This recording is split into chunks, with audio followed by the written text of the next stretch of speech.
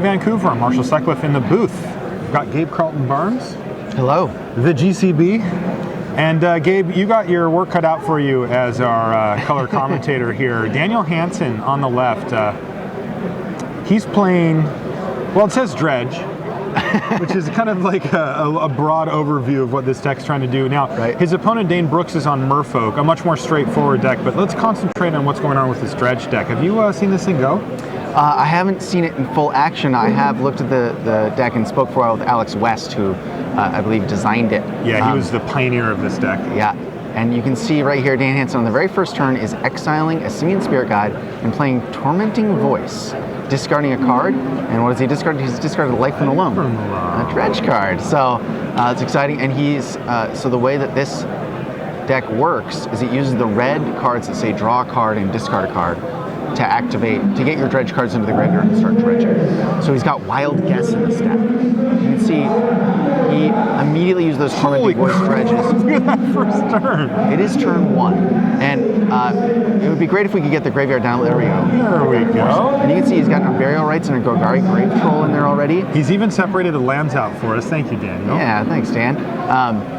And so how the deck works is, you know, it's a classic Dredge deck, but instead of playing creatures that allow you to discard, or blue cards, it uses red cards to discard and draw. And then it's going to dredge a card like you see on Burial Rites there. This deck also contains cards like Iona, Shield of Emeria. Here it is, Golgari Grave Troll, fresh off the ban list. Didn't do much at the Pro Tour, but he's going to get to dredge 6 here now. So instead of drawing a card off the top of his library, it's going to go in his hand, and he has to mill the top 6 cards of his library to do this. So, of course, the point with these dredge decks is that they want to get as many cards into the graveyard as quickly as they can, and well, Daniel's doing an admirable job of that so far. He's doing an amazing job of it. And then the graveyard becomes a resource. So one of the other cards you're going to see in this deck, and I think he has one in his hand right now, is the Vengeful Pharaoh. Vengeful Pharaoh card from M14, I believe. It's a 5/4 flying creature for black, black, black, and 2. And nobody cares about that because there's text on it that says if it's in your graveyard and a creature deals damage to you, you can destroy that creature and place Vengeful Pharaoh on top of your library. So he gets free defense, 0 mana cost, and of course the card goes on top of his library. Well, he's just going to dredge anyway, putting it back into his graveyard the next turn. It gets really hard to attack him. Interesting thing happening here, you know, Dan won the die roll and Dane played first turn Curse Catcher, but because of the Simian Spirit Guide, he was able to get out in front of the Curse Catcher. Now Dan is going to play Life in the Loam so he can build up his mana. Oh, Death Touch. So Vengeful Pharaoh does not have flying, it has Death Touch. That's right. Which makes sense flavor-wise. Because, you know, if you deal damage to the player, then that Death Touch comes out of the graveyard and it sort of gets you. So what does the long game look like here for Daniel Hanson? He just played Life from the Loam. He's getting his land drops going. He's been dredging. You can see he's got a bunch of cards in his graveyard. Where does he go? How does this end for Daniel? So the way he's trying to win the game is he's got that Burial Rites in the graveyard, and he's going to dredge until he hits one of his big white creatures. He's got Elesh Norn in the deck. Not bad against Merfolk. He's got Iona, Shield of Emeria. Not bad against a mono blue deck. Exactly. So he's looking for one of those, and you can see, you know, he's dredging so many cards, it's going to happen pretty fast. And of course, unlike dredge decks of the past, he actually has to pay for his reanimation spell. So Dread Return is not around anymore. It's banned. Right. Yeah, in this format, yeah. So instead what's happening, there you see a Vengeful Pharaoh in the graveyard. Pharaoh. And so he... Poor Dane, he's reading every other card. He can use Life from the Loam to get lands back. It's a dredge spell, but it also gives him lands. So prior dredge decks didn't worry about that. This one does.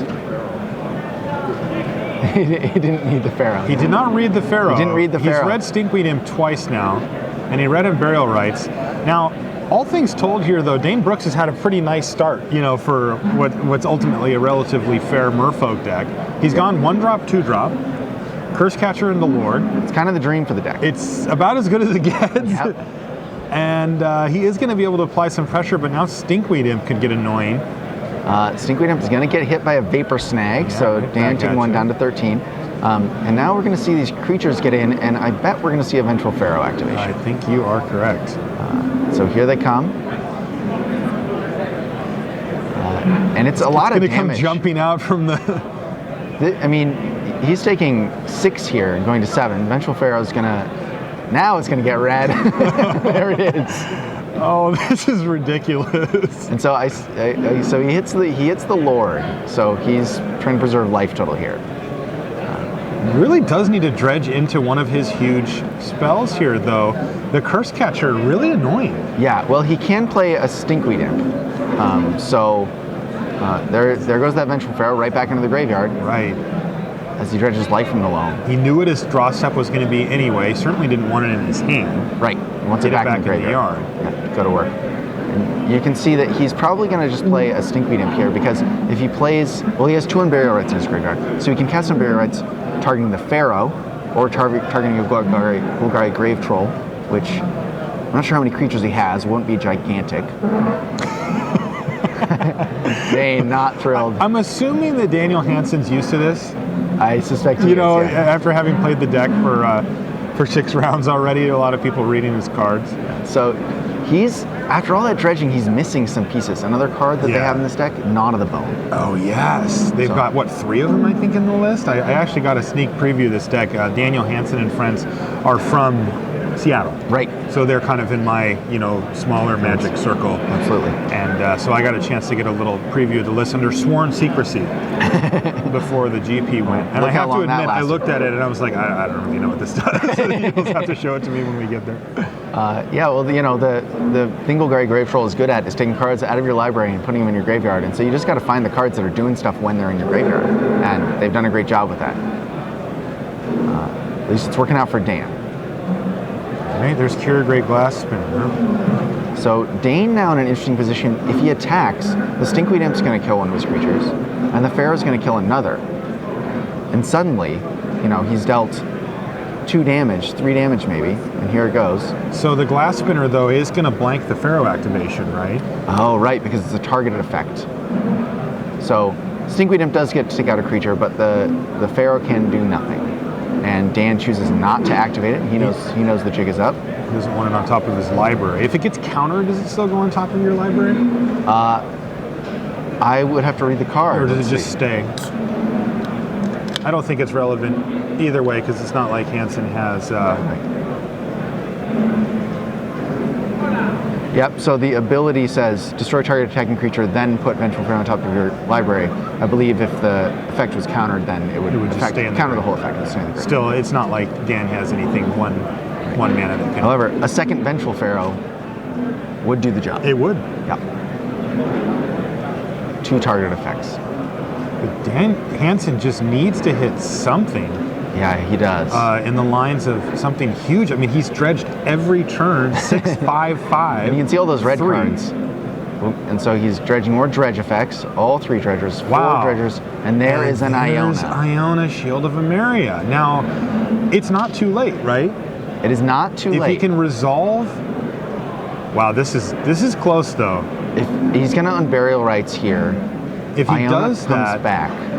And Dane can make him crack his fetch to pay for the mana. Put him to 3, but then he can never play another spell. The only way Dane would win that game is if he played Mutavault, Mutavault, Mutavault. Right, which I'm surprised we haven't seen one from Dane. It's one of the best cards in his deck.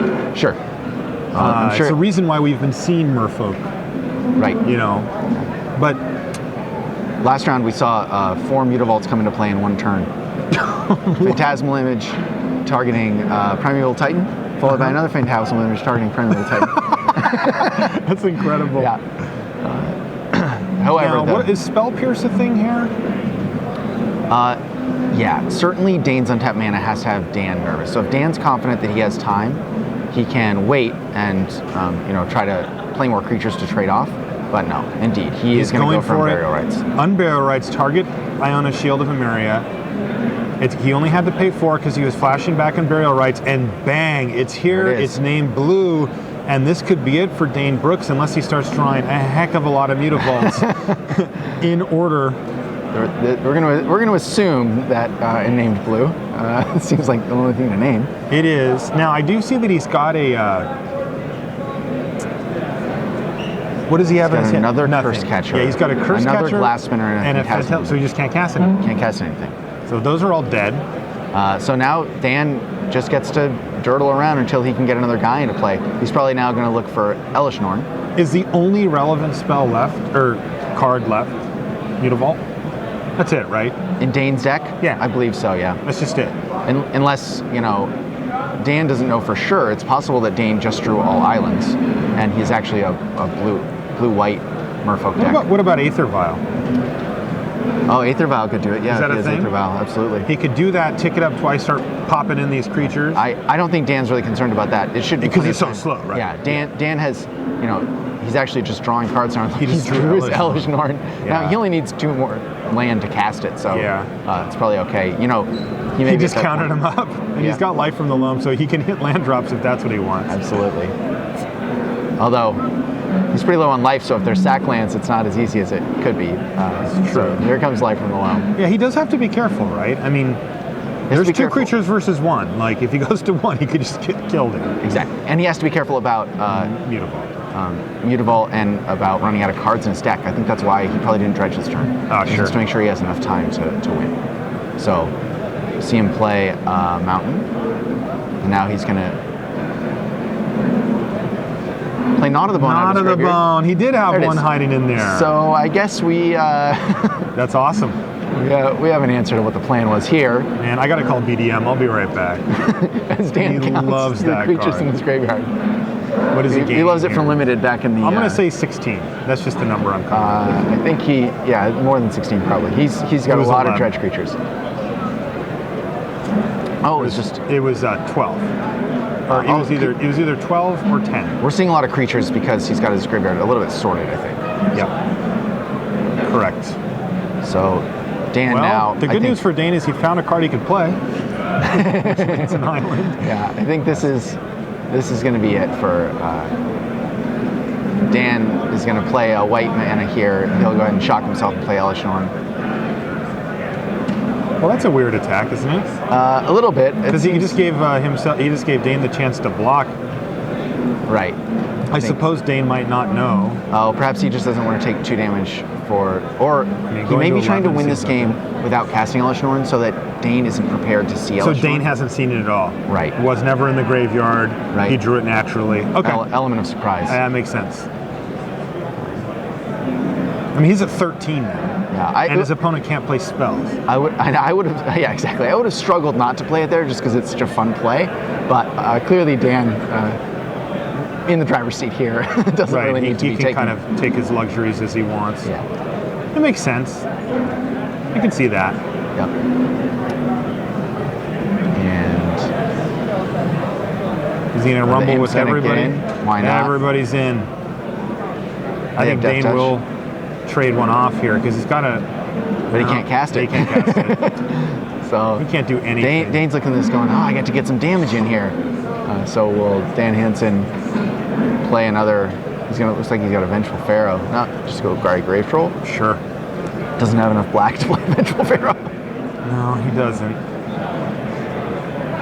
All right. Well, Dan Hanson picks up the win here with Iona, Shield of Emeria, effectively blanking the mono blue Merfolk list. Now, there's a lot of crossover. By the way, that's Alex right in the background there in that orange hoodie. And those tremendous shorts. Who's the deck designer. All right, let's jump in and take a look at what Kenji Numatanami Egashira is up to. He's playing against Tyler Bloom. And Kenji, I talked to him in between last rounds when I was out of the booth. He comes up to me and he's like out of breath. And I'm like, what is going on, man? And he's like, I was at 1 life versus a burn deck for 7 turns. Wow. And he won. Wow. Yeah. That's he said he couldn't believe it. It's tough to believe. Yeah, he dispelled like 3 things in a row, found a spell skite eventually. Like, it was just insane. That's amazing. Mm-hmm. And it looks like here he's in pretty good shape.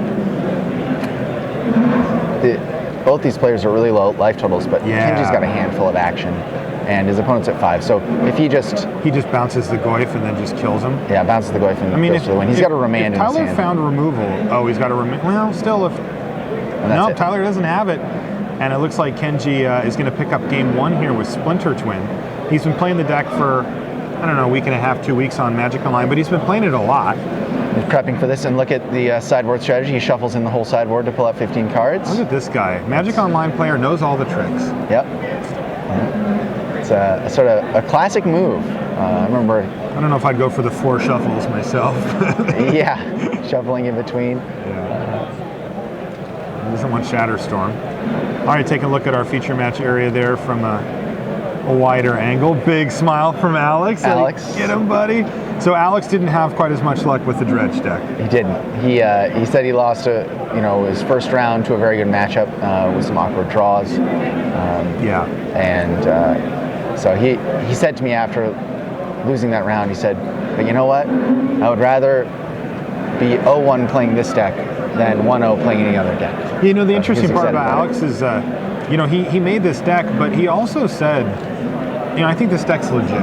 Like it's not really his style to be like, I'm going to bring something super cute and try to be clever. Like, he's like, no, like, I want to go play in a GP. He doesn't get out as much. I mean, Alex I think he was gold at one point. Like, he was on the train, and he doesn't get to play quite as much as he used to. And I think that, he probably wants to try to, maximize when he comes out to a GP like this. It's a few hours drive from his place. Alex, he's been a pretty influential player in his own way. The deck that Craig Wesco won Pro Tour San Diego with, there were 3 players in that tournament who played that deck, and it was initially built by Alex West. And those players were Alex West, Craig Wesco, and myself. Wow, it was you too? Yeah. Nice. So I was working with them for that Pro Tour. But yeah, the idea of playing Judge's Familiar and the extra 1-drops in a sort of classic white-green shell, that was Alex. And Craig picked up on it, and of course, perfect style deck for Craig. So. Yeah. Oh, he must have seen that one and just said, yeah. Yeah, he likes this Alex guy. I like him. Well, Craig added a Civic Saber. Right. An important addition. Combo off with the familiars. I remember that. Yeah, absolutely. So yeah, Alex looks like maybe has dropped and is just enjoying Dan's success since he's watching early in the round here. Yeah, I think Zame has dropped as well. I'm not 100% on that, but I think he has. Somebody has gotten the deck up on the stage, so that's nice to see. Yeah. So now we can see what it can do against Merfolk on the draw. So being on the play was pretty important last game. Though he kind of stole that anyway, right? Like, remember his turn 1? Yeah. Wasn't bad. Yeah. Tormenting Voices and then just went off, filled up his yard. So there's 2 ways to do a turn 1 draw and discard with the deck. One is a Simian Spirit Guide, and the other is just have Faithless Looting. So we didn't see him Faithless Loot last game at all, but that's a key card in the deck. All right. Well, it looks like he didn't have either of those or any land, so he's going to go ahead and ship that hand back. Yeah. And what does Dane have over there? It looks like he has... He's got a lot of action. I mean, one thing about this Merfolk deck, very consistent. Low mana curve, 1 color. Like, it doesn't ask a whole lot out of you. It does pretty similar things every game, and that can be really good, especially against a deck like Hanson's, which we saw the upside of it last game. But, my gut says that this deck's probably not the most consistent performer out in the field here. Right, exactly. It has to have a lot of things happen. You need to get a way to discard and a card to get in the graveyard to dredge. So there's a couple of things there. Now, cards that say draw a card, discard a card help. They find the cards you need and they let you discard. So that's great. And this hand from Dan, interesting to see what he does here. He has a Life of Home. He can just cast it and start dredging, but that's kind of slow against a Merfolk deck on the draw. It could be. Now, I will say that I watched Daniel play his last match, and in his last game, which he ended up losing, he mulliganed a lot. Yeah. He was down to 5 or 4 cards. And, it's interesting how that can kind of hang with you, where you remember, half an hour ago when you were mulliganing into oblivion and losing, and maybe you talk yourself into just keeping something. And again, this is one of those decks where when you play it that it can withstand a mulligan. He ends up keeping that hand. And it looks like Dane has maybe only 1 land. Oh no, maybe there's another island in there, but he has a hand full of blue cards. So Dan does look like he's on the life from the loan plan.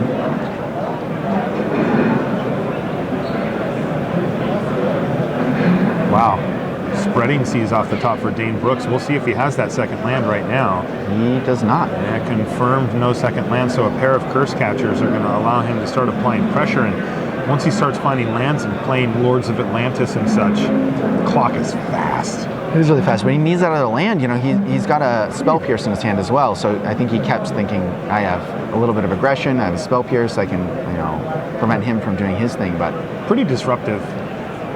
It's disruptive, but if he doesn't hit another land, then he's sacrificing his creatures to disrupt. Yeah. Dan's plan here is to play a Life from the Loam. He doesn't even care if it resolves. He just wants to get that card into the graveyard, so... Ooh, and Dan drew Gnaw to the Bone. That is a key card. It's a 20 land deck here for Dane Brooks. Okay. 19 left in there. And it looks like Dan's going to go for a Life from the Loam here.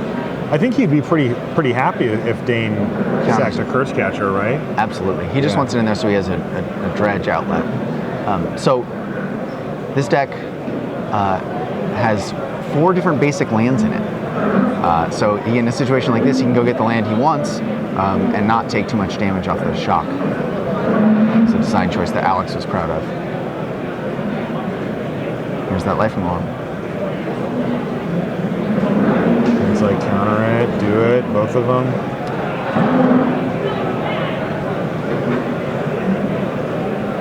All right, both lands go back to hand for Dan Hanson, and that's going to be his turn. Here's a big one. If this is an island, things could look really good for Dane, and it wasn't. It was a Silvergill Adept, so he's going to have to settle for bashing for 2. He does have a clock, and now he gets to keep up Spell Pierce. But you got to feel like every turn this happens. Whoa! Twins! 2 Elesh Norn. Yeah, that's a lot of Elesh Norn. Well, now the jig is up. He knows about the Elesh Norn. All right. Dan down to 14 here. I think he may be casting a Stinkweed Imp here, or he may just Life from the Loam again. No, Stinkweed Imp's probably better. Yeah, it's a great blocker here, actually. Yeah. And you certainly wouldn't mind having it in the graveyard. Also, it plays around Spell Pierce nicely, so...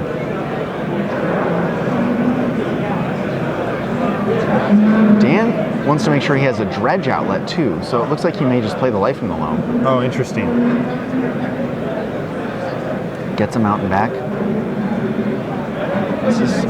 Oh, and he gets to discard. So this is... Oh, does he have a Pharaoh, maybe? This is, of course, Life from the Loam. You don't Filling think up his about hand this. so much. It's a discard outlet. Yeah, it is. Because it fills up your hand with all these sack lands. So he discarded the Stinkweed Imp there. So now he can really get rolling. And Dane just giving him all the time in the world. You know, you wonder sometimes maybe Dane keeps this 1 land hand in part because of what happened last game. He doesn't know what he's dealing with. He's a little bit nervous. And so he keeps a hand that otherwise wouldn't be that great. So there go 2 Spirit Guides, a Wild Guess, a Faithless Looting. So Dan did get action. He got a Faithless Looting. Can flash that back right away. And there's Stinkweed Imp. Instead he plays Stinkweed Imp. So Hanson not playing a land? There it is.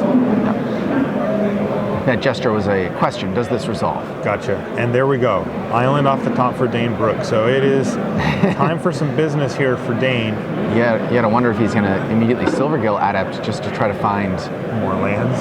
more lands. Yeah, just keep it flowing. Probably he needs to get a bigger clock going. He's also looking at that spreading seas and trying to see if he can really get Dan Hanson here.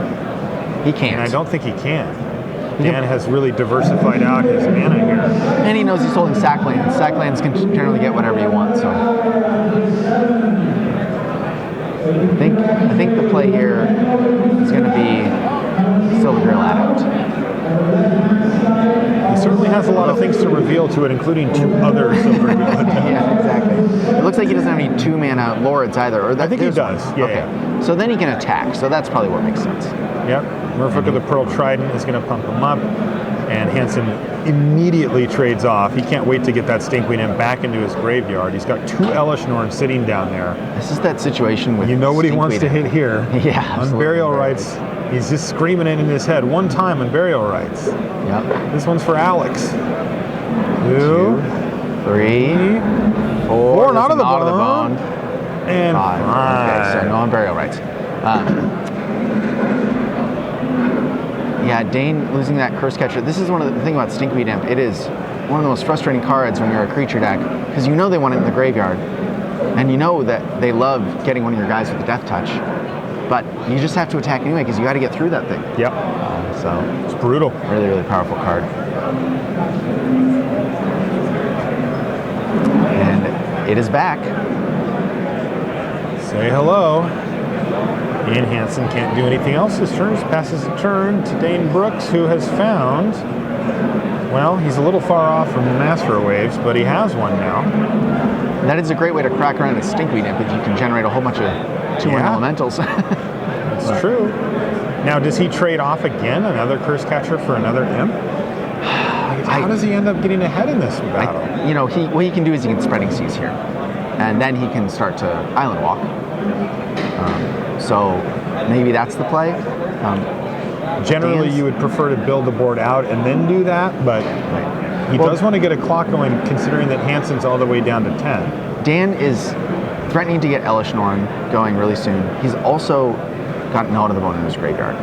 So I think what Dane is thinking is he has to get a lot of stuff on the table first before he starts Island Walking, so that he can outrace Gnaw to the Bone, force the Gnaw to the Bone as quickly as possible, and then outrace it. I mean, he can't really afford to put Stinkweed Imp back in the graveyard again here, can he? No, he's just going to build up power on the table and then play the Spreading Seas next turn. Now, is there a way for Dane to play enough Lords so that the Elesh Norn doesn't just wipe his board, and even if he's not super thrilled with it, he can power through with the whole Island Walk thing for the last few points? Yeah, certainly. If he just gets one of each, he gets 2 different Lords, that's enough for the Lords to survive. And then each of them giving each other creature +2/+2 negates the effect on Elesh Norn. And then they end up being 1/1s? Yeah. The Lords are 1/1s, and the Silver Girl Adept would remain a 2/1, etc. But then, of course, Dane could play more Lords. Yes. And again, the long-term game plan seems to be the Island Walk. That's the only thing that Hanson's not playing. So he's going to have to settle for a Dredge 3 here off of Life from the Loam. Yep. All right, and a Stinkweed Imp and another one. 2 Stinkweed Imps and another Life from the Loam. So lots of more Dredge, but he hasn't really run well with hitting the exact thing he needs at the right time, but he's been able to advance his game plan in both of the games that we've seen turn after turn. Yeah, the deck plays lands, and it can just start casting these big spells. Because Life from the Loam, he never runs out of lands. Right. You can see next turn, he's just going to cast the Elesh Norn that's in his hand if he can get another white mana. He has a third Elesh Norn? I believe he has an Elesh Norn in his hand, unless it's an Iona. Iona's a lot harder to cast, but Elesh Norn would certainly do the trick here. Oh, of course. So he's going to flashback, and this is going to let him dredge, half of his remaining library? Yeah, so is he going to... So what is he can dredge 5, 10, 13 that we can see just right there, and he's probably going to hit a troll here. Well, he's only drawing 2, so he can only dredge 10. Oh, sorry, it's draw 2 card here. Yep, so it's 10 though, still, it's 10. And there comes the name, and he gets to throw these back in the graveyard too. There's a great grave troll. And he found it on the last there one. It is. Of course, he can't cast it this turn, but next turn he can. Now, he could trade it for a curse catcher. Too risky, right? Like, he'd have to find a whole nother one. He already played a land this turn. So he already has played a land? Excuse me. Thought he hadn't. So, Dane Brooks is actually getting fairly close here. He's 2 turns away from winning. Now, Dan, I think... He's drawn his 4th Silvergale Adept. Oh my gosh. That is such an awkward hand for Dane. It is. Does Dane just have to pass here after... does he have to just leave up Spell Pierce? He might have to. 2. He can gamble that he plays Silvergale Adept and draws an island. And he may have to do that just so that he's putting enough... He can't do nothing. He's not going to win the game if he does nothing. Dan has Gnaw to the Bone that he can cast at some point. He can cast it now. They've stopped here, and I think the problem is that Dan forgot to discard to his Faithful Saluting. Oh, right. So they're talking to a judge to try to resolve that. Of course, the This card is an advantage for Dan, so it's not that he's trying to get an advantage. It's one of those things where you've got a replacement effect and he's lost track of what's happening. You can see he's frustrated with himself.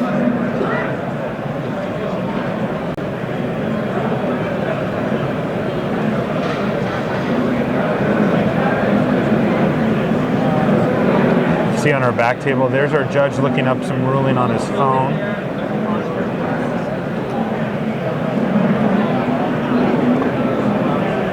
So, interesting thing about this deck, there are some, because of Knot of the Bone, if the game goes long, the deck actually has a lot of life. And decks that are planning on attacking only with creatures can get into a situation where they actually just can't kill you. Like you've gained so much life? So much life, and the Vengeful Pharaoh kills every creature, so each creature only has as much damage as its power. Right, that's insane. Like if you take the Obzon deck and just lay it out. How much power is there? Yeah, like how much do you got, buddy? Because you know, that's where cards like Gavany Township start to shine, right? Right.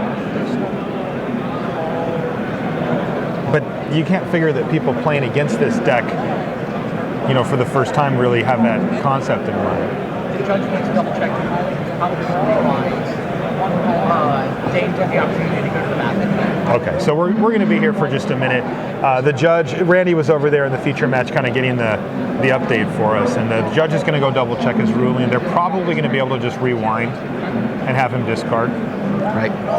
But in the meantime, Dane was like, you know, I'm going to hit the restroom. So he ran off. And let's jump over and check on what Kenji Egashira is up to here. Kenji's on the left. That's Tyler Bloom on the right. He's a GP champ as well.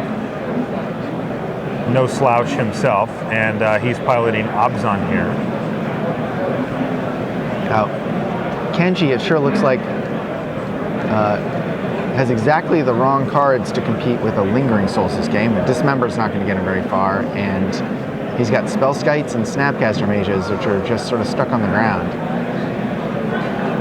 Looks like he's got another Snapcaster in hand and not much else either. It looks like Tyler's in the driver's seat here with Obzon mid-range.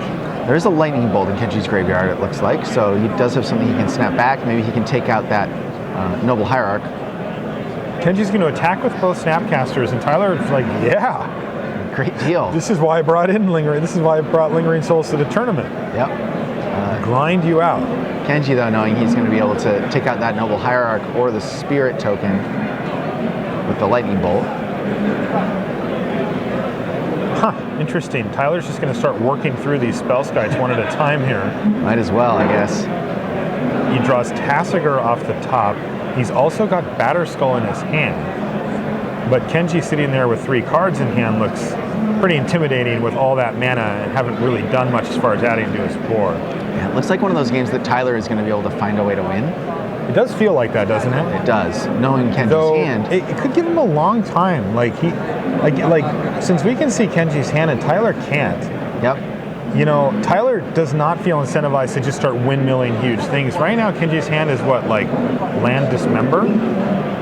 Yes, but it could very well be Pestermite Splinter Twin as far as Tyler knows. Totally, or it could be Pestermite and... But I mean, it could be anything, but... Interestingly, this is one of those situations where because of Spellskite, Tyler can kind of just pretend like Kenji doesn't have the combo, because if he does, he can't beat it anyway. Right. Yeah. So... That's interesting. Yeah. Another great way to deal with Spellskite is to reduce your opponent's life total so much that they have to pay mana to activate it. That's true. And that looks like a real problem for Kenji right now with... he's got so much mana, though. He's drawn Threads of Disloyalty. Disloyalty doesn't do much here. Doesn't. It could steal a spirit and then block the other spirit, but I think he's decided he doesn't want to... Oh no, he's still thinking about it. It looked like he passed the turn, but perhaps he didn't. Right now, the Dismember is dead. He can't cast Dismember. Threads can steal a single spirit. Yep. And Kenji's seen enough, and he's going to scoop it up. So we're actually going to get a game 3 on our second match here as well. Lots of action down here. Of course, we're in Vancouver for Modern here. And it looks like the judge is still figuring out exactly how to address the scenario. So why don't we, GCB, why don't we take a second to update people as to what this judge call's about? So on Dan's turn, he cast a Faithless Looting, and of course he used the two draw steps to dredge 2 Stinkweed Imps from his graveyard. While flipping over cards and thinking about what those cards meant, he sort of forgot to resolve the second half of Faithless Looting, which would have allowed him to discard his 2 Stinkweed Imps and put them in the graveyard where he actually wants them. So it certainly wasn't trying to take advantage of anything, but they forgot that part of resolving the spell, passed the turn back over to Dane, and then realized their mistake. So the judge is trying to figure out how to resolve that. Yeah, at this point, Dane had been tapped out. He'd drawn his card for the turn now, hasn't done anything else. So that's where we're at, and the judges are... They went back, made him discard at game 1. They went back and made him discard? Okay. And they gave him a warning. So we've got a time extension there, and Dan is discarding, or has discarded. Yep, so Dane is now on his turn and thinking, how can I get through for 9 more damage? He does have a lot of action in his hand as he's kept a 1-lander and missed the land drop for 3 or 4 turns in a row. And there it is. Is that Hanson's only white mana source? It is indeed. Wow. Of course, Dan probably has more white mana sources in his hand because he has sack lands. Yeah, you better hope he does, because Dane just bricked again on land somehow. I just cannot buy a bucket, and he's going to have to... That is a painful collection. You know, he may be being punished for not having matching islands. That might be the issue. The Magic gods do not look kindly upon such things. Justice is brutal sometimes. And here come a couple of island walkers. Dan's going to attempt to block, which isn't going to work out for him. That is not... He's like, hey, nice island, dude. Oh. Take 5? He says, you know, I think I understand what's going on now. He's going to take 5, go to 4. Yeah, he thought about playing Gnaw to the Bone there. Oh, he thought about doing it just to kill the Curse Catcher? Yep. Well, he thought about doing it and then realized that it would just kill the Curse Catcher. So All right, he's but going to end instead, step it now that Curse Catcher is... Well, so he activated Vengeful Pharaoh, which was in his yard. Right.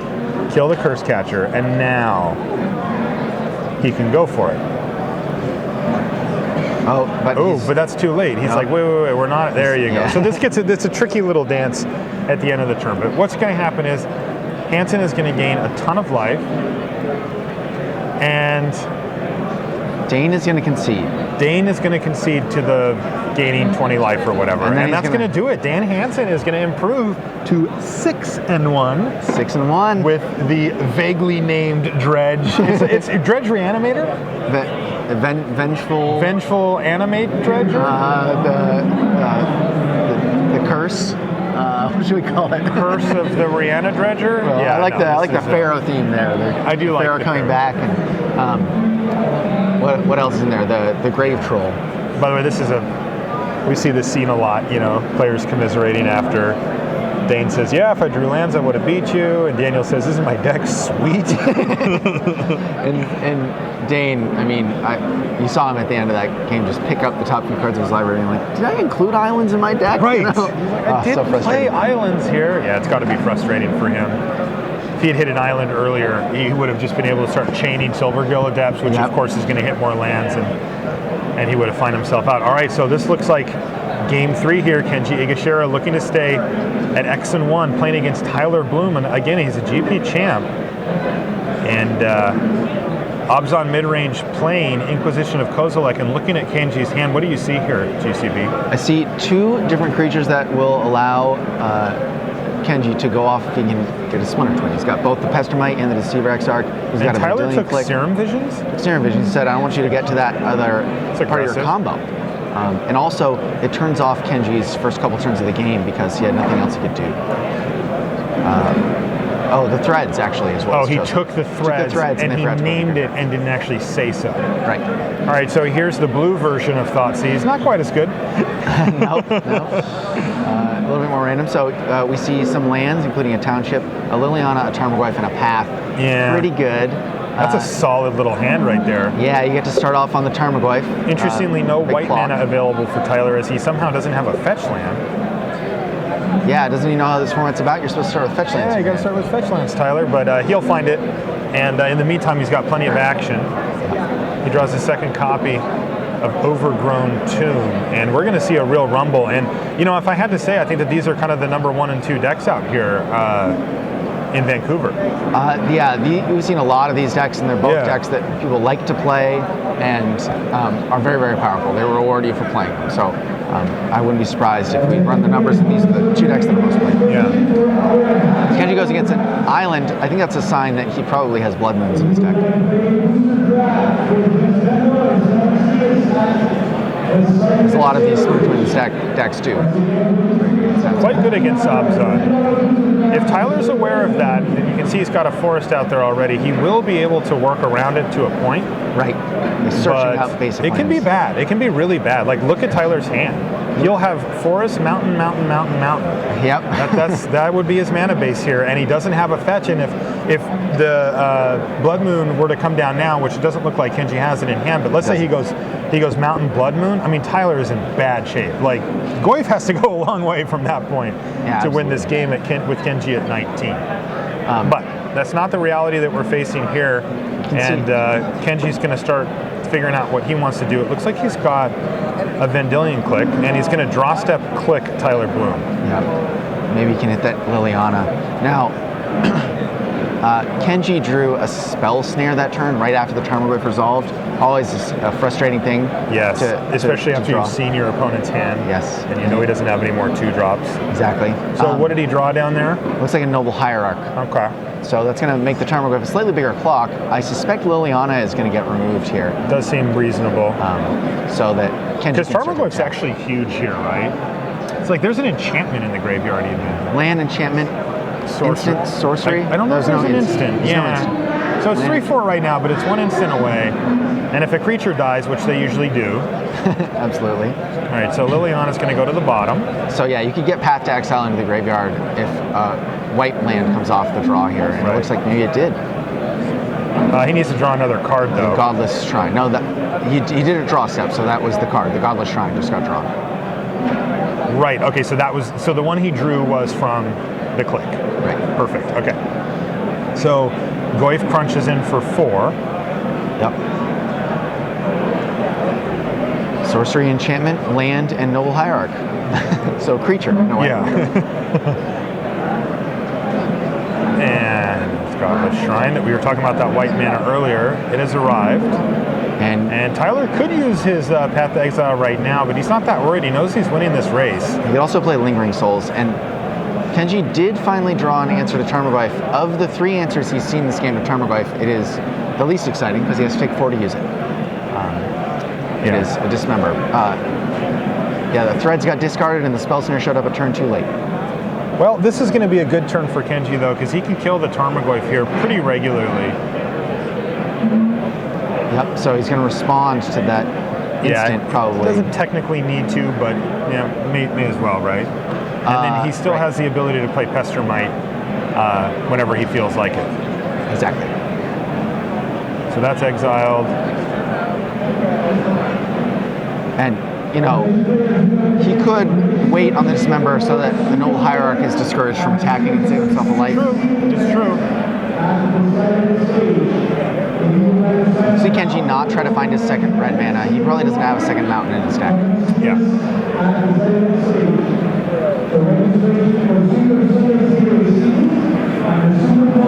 Looking at Kenji's sideboard right now, he's got 3 Blood Moons in the board, and this is a good matchup for them. So he is going to take the opportunity to stick that Dismember.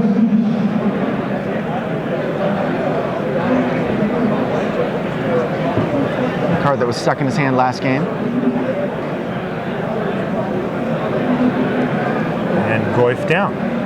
Yep, that works. Goes. You can see Tyler double checking to make sure that's enough. He knows that was a pretty big Goyf. Yeah.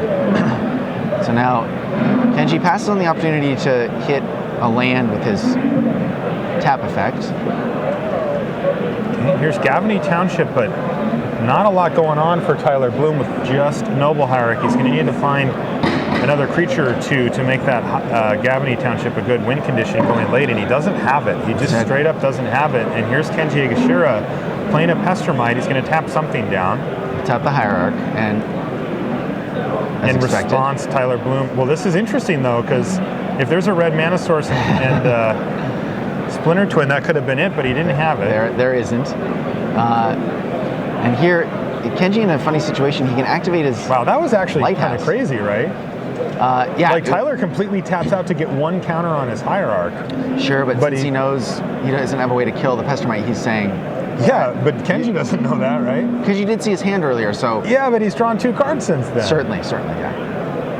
He has to think, well, Kenji's going to go for it if he has it. Also, he doesn't have a second red mana, so he'd have to have a second red and a Splinter. True, it's true. All right, here's I agree. Deceiver He did tap Exarch. himself out.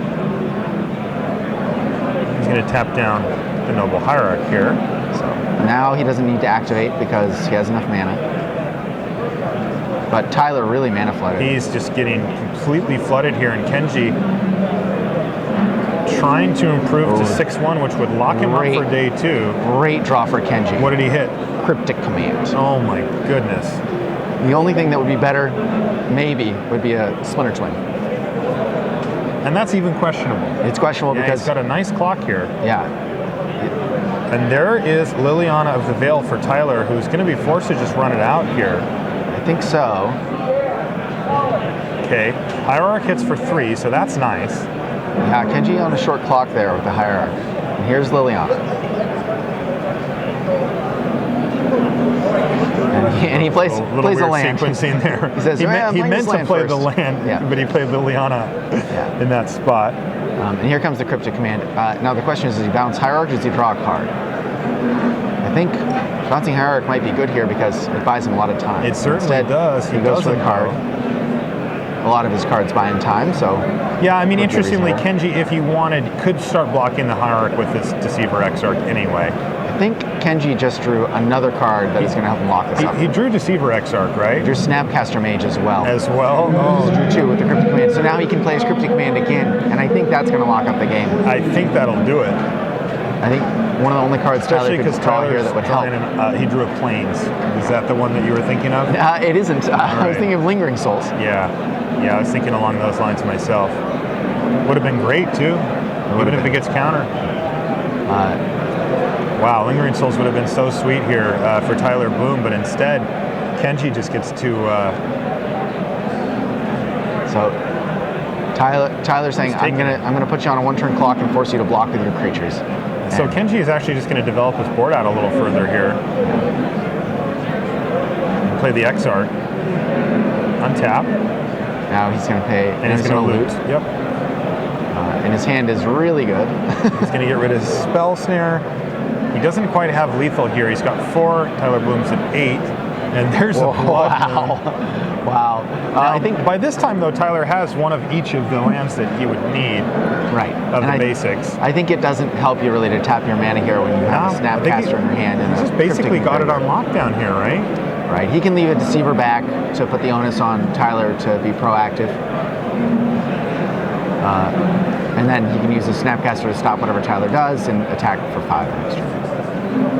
Oh, very aggressive from Kenji here. He wants to kill him in 2 turns flat, and he brings him down to 4. Means he's going to have to play. The Hierarch's lethal, It is. although he's got options. He can play a Snapcaster and just target the Cryptic Command, block with the Snapcaster and have Cryptic Command up. It's pretty good. But again, Tyler could draw something like a Lingering Souls here. Now you see the Snapcaster.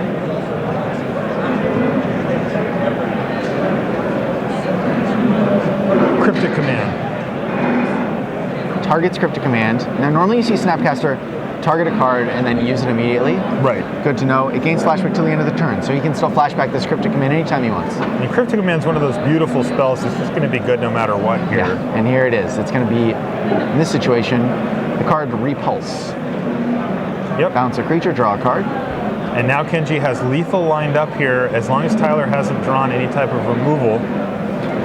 And a little bit insurance extra. plan there for Kenji Egashira, and it's all lands.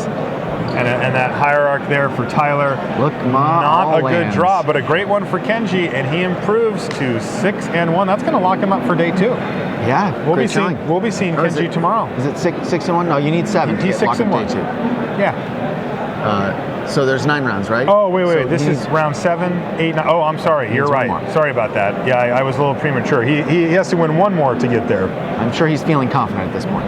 Yeah. Almost as He looks confident confident. Yeah. So he's now 6-1. I guess if he lost both, he wouldn't make it. Right. Brutal. I hope that doesn't happen. So here Turbo? is the turbo match. We've got Alexander Hayne. We get to see him play lands and untap them, and We've seen this before, but he does not want to let go of the King of the Hill table. he does not. He's playing great. So he finds a land there. Roll turf. It looks like he's playing against probably Twin. Yeah, I saw Splinter Twin over there. This might be the deck that can get Alexander Hayne. Twin are pretty good against. It's a pretty good deck. Worked out at against the Pro Tour. Yeah, exactly. And here you're going to see, I think, a remand on this Azusa. Yep. Exactly what Chris Smith wants to be doing. You tap all your mana on your turn and I remand. Oh, misses his third land drop. Not what he wants to be doing. He has to discard a Splinter Twin here. You got to think he's got another one in his hand if he's doing that.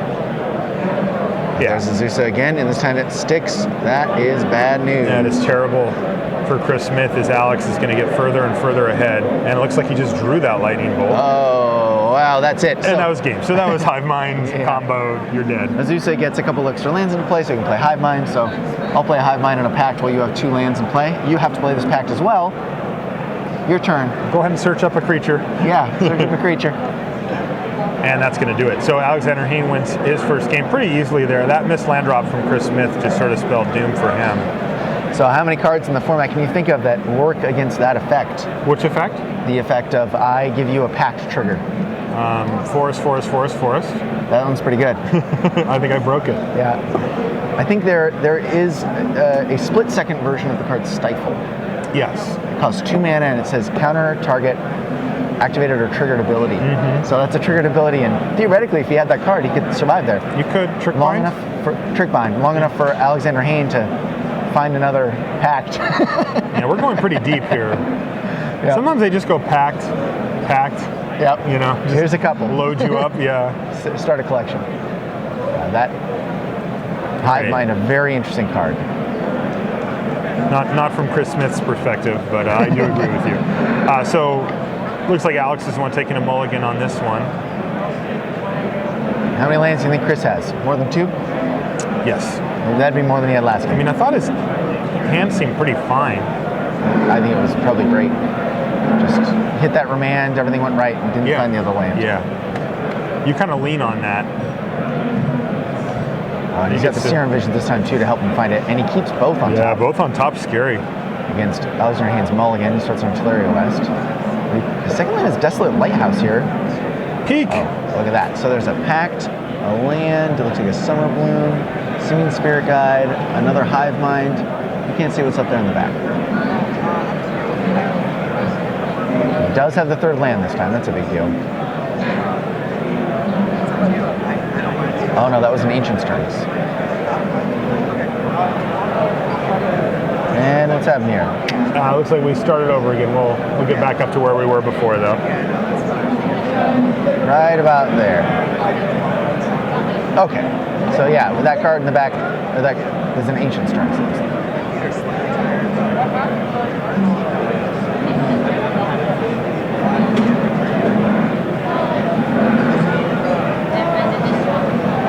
Dry Rot Farm plays, oh, that's a Summer Bloom. Summer Bloom. And she gets mana leaked, it looks like. It's negate. It's negate? Oh, yes. So that's a much better start for Chris Smith already as he hits his 4th land drop here. Yeah. Also, you know, one play that Splinter Twin players love to make is casting their creatures on their opponent's turn and then on their upkeep to tap down their lands. And here you get to effectively tap down 2. Right. It's pretty nice. And one of a number of reasons that this deck struggles against Splinter Twin a little bit. Is that Hive Mind? There is a Hive Oh, Mind. he had off Simeon Simeon Spirit Guide. Oh no. What now? Is that going to be a remand? It is. I'll buy him a turn. That's what you got to do.